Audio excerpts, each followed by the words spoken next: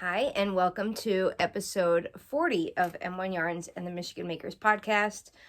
I'm Jamie, the knitter and dyer behind m1yarns.com, and if you are a returning viewer and subscriber, welcome back.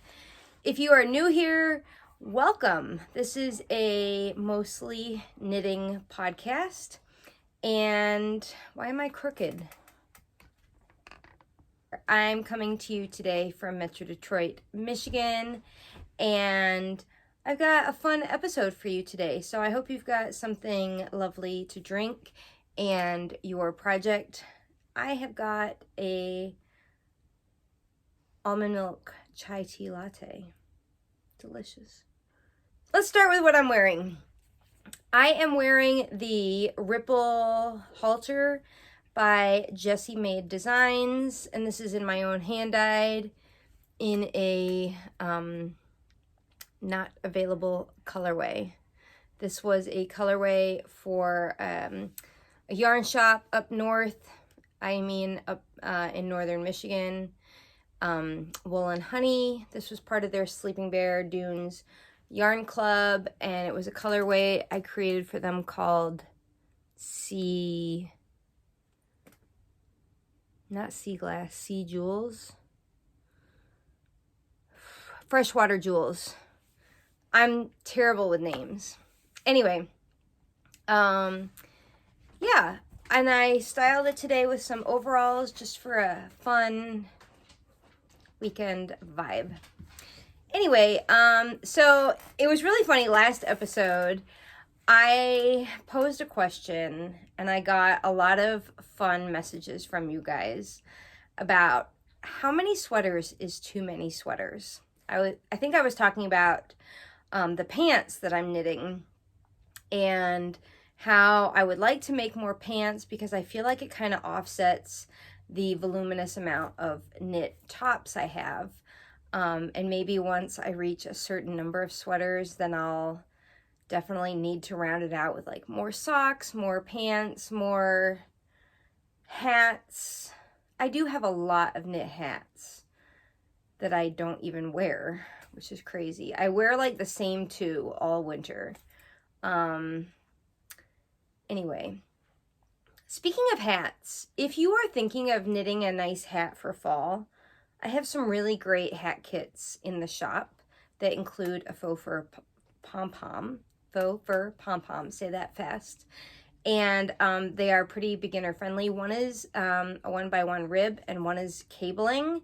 And it is a good first cabling project if you have never done cabling. So check that out. Anyway, so back to the question. The question was how many sweaters is too many?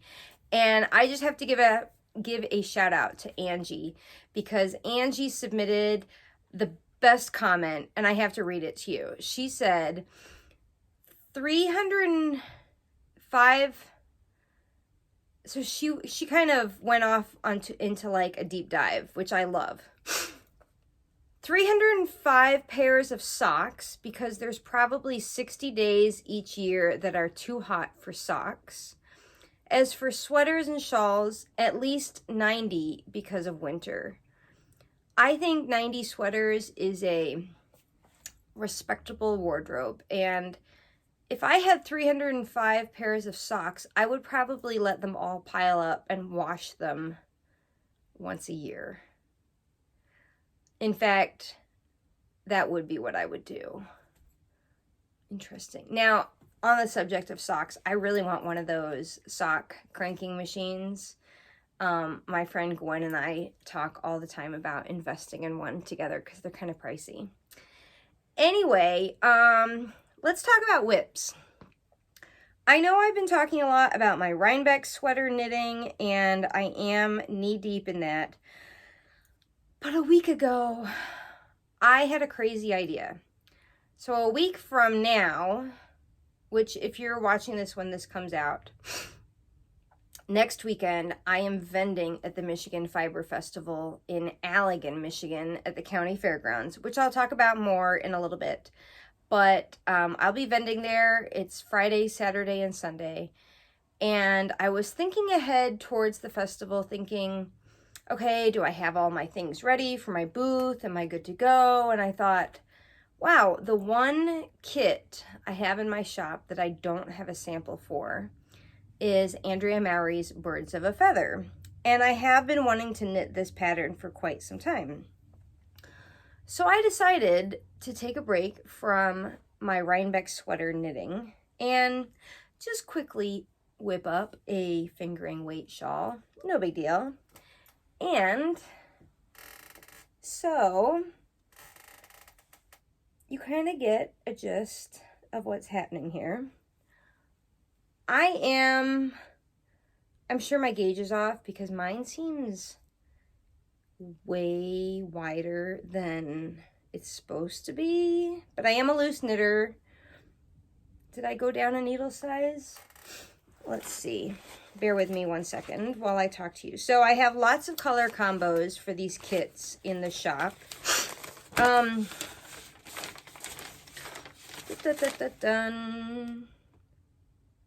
I did not go down a needle size, so I'm sure mine is coming out much larger than the design. That's okay. It's a shawl. It doesn't matter. I'm not worried about it. Anyway, the point being,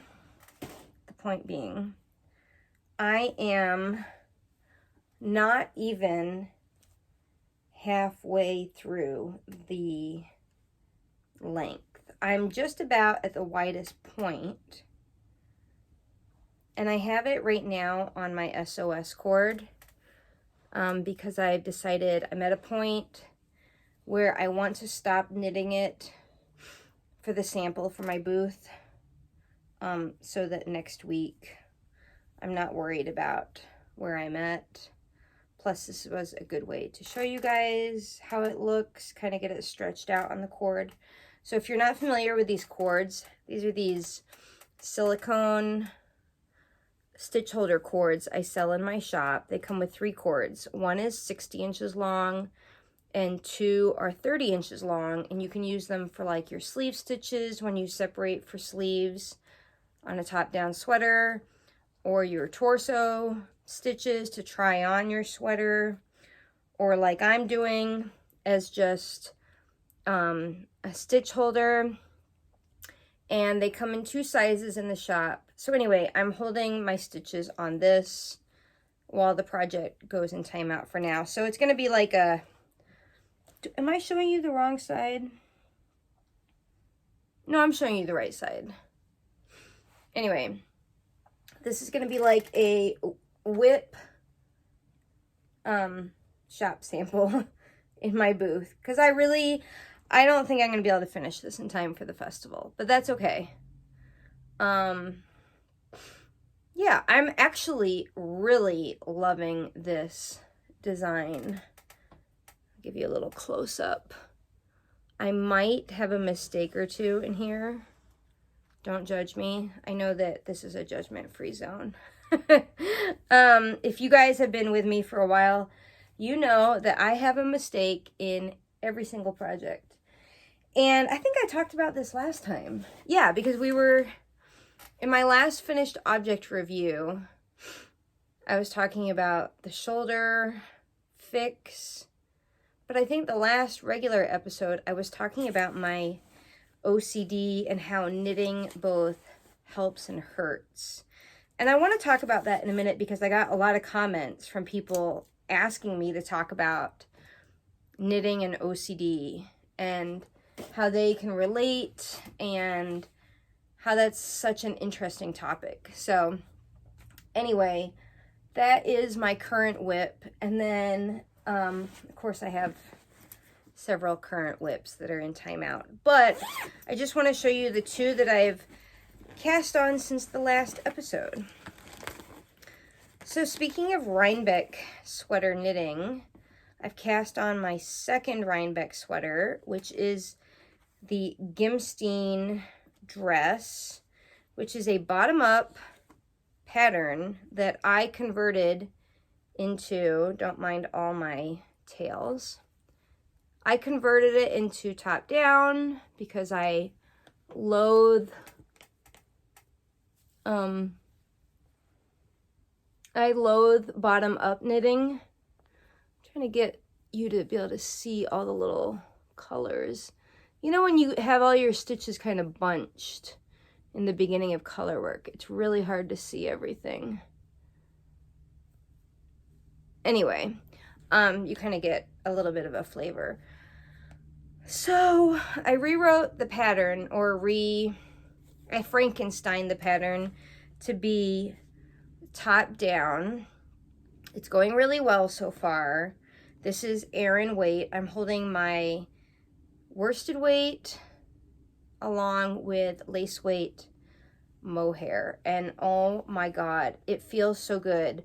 If you guys could just feel the thickness of it, it's so squishy and just delightful. So I am about halfway through the yoke color work, and it's a little bit of a slog because there are rows where you have 4 colors on the color work, and that is kind of like a lot to juggle, if you know what I mean. I usually kind of max out at 3 color work, but fortunately it's only a few rows. Did I drop something? Yeah. Anyway, so I think I'm going to return back to this project, trying to get this done in the next few weeks, and then onto my third Rhinebeck sweater, which is the Moorland cardigan. I'll insert a photo of this here. And this is what I'm making for the M1 Steek Along. And this is a make along that is running through December 31st. The whole objective with this make along is to knit or crochet a cardigan in the round and steek it, and overcome your fear and my fear of steeking. And I did a practice run with the Simply, what's it called? The Coffee Cozy. I'll link to the video where I steeked the Coffee Cozy, which is a free pattern on Ravelry. That was a good practice run. And if you're considering steeking your first cardigan, I highly recommend making this Coffee Cozy. You can knit it up in 2 evenings. Steek the Coffee Cozy so you have a practice run and you're good to go. So that'll be my next cast on. I'm really excited to make that. And I have all my yarn wound, which is a good feeling. So my friend Claudia is making the same pattern. And she and I are both making it in undyed yarn because we both wanted like natural. She's making hers in wool and alpaca, and I'm making mine in wool and mohair. And I'm just super excited. Like, we keep texting about this. She's ahead of me because I haven't cast on yet. But it's so fun to just like build community over something like overcoming your fear of steeking. So I encourage you to join in. There will be prizes. Just post to the Ravelry community thread or on Instagram using the hashtag.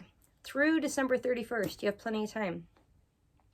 So I touched briefly on the fact that I am vending at,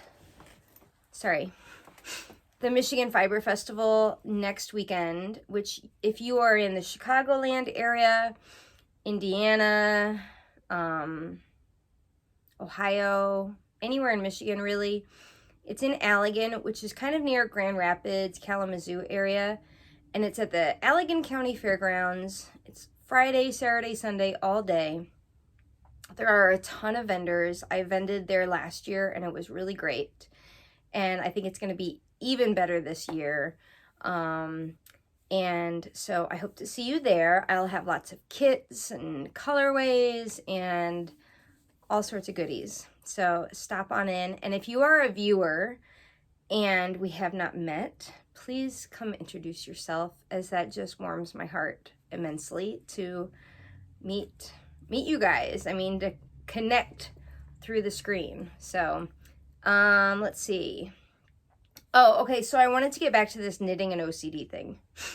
So definitely in every single project, I don't think I've ever made a project without at least one mistake. And I do have a certain amount of OCD. Not like, I don't seek out clinical help or anything for it. But, you know, there are certain things where I'm like, you know, really kind of compulsive about, like, things like cleaning and whatnot. And I like things a certain way. And knitting kind of, the movement of knitting, the meditative nature of knitting helps calm that. And I think since I've become more and more of an avid knitter, I have, you know, kind of reined that in. Just like a lot of people talk about their mental health is better off because of knitting.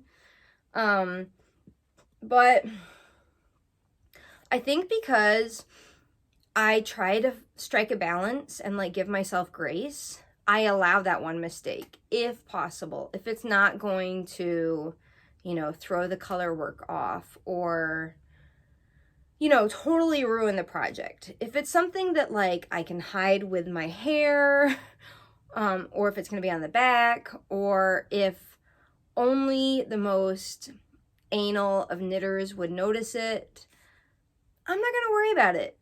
If you, as they say, if you can't see it on me while I'm riding a horse, it doesn't matter. So I try to give that approach to my knitting because knitting's supposed to be a hobby. I mean, yeah, you know, I have a yarn business, but it's still my hobby. It's still supposed to be therapeutic. And so why apply like these pressures where there's enough pressure in life? And so I just decided early on I was going to give myself the grace that that mistake is okay. And it's just kind of a way of like keeping my OCD under control. But that being said, that also means that like sometimes I avoid things that I know would exacerbate it, like overly complicated patterns, especially if I'm in a place where I have a lot going on, I'm busy, I'm mentally stressed out. If I feel like it would just push me over the edge, I'm not going to do it. If I feel like I have the brain space for it, great. Sometimes I think, you know, maybe later in life when I'm retired, and I don't have the stress of a career and this, that, and the other, yeah, maybe I will be able to do more complicated things. But right now, I give myself the grace that sometimes stockinette is okay because it's meditative. It's safe. The OCD is like silenced through it. So I'd be curious to hear how knitting helps or exacerbates your OCD. But that's just a little bit about my own, since people had asked me to talk about that a little bit more. But yeah, I think the key word for me is grace, because I am a perfectionist. I can easily get wrapped up in like, oh, that project didn't come out right. Oh, the fit I'm not 100% happy with. Oh, I'm not, you know, I'm not happy with X, Y, and Z. And that's where I've gotten really good at modifying patterns so that I'm not just following a pattern. I'm doing what I know I need to do to be happy with the finished project. So yeah, it's tough. I think if you get wrapped up in your head and stop letting it be art and therapy, then you're robbing knitting of being the joy it's supposed to be. So that is my that's my message for today.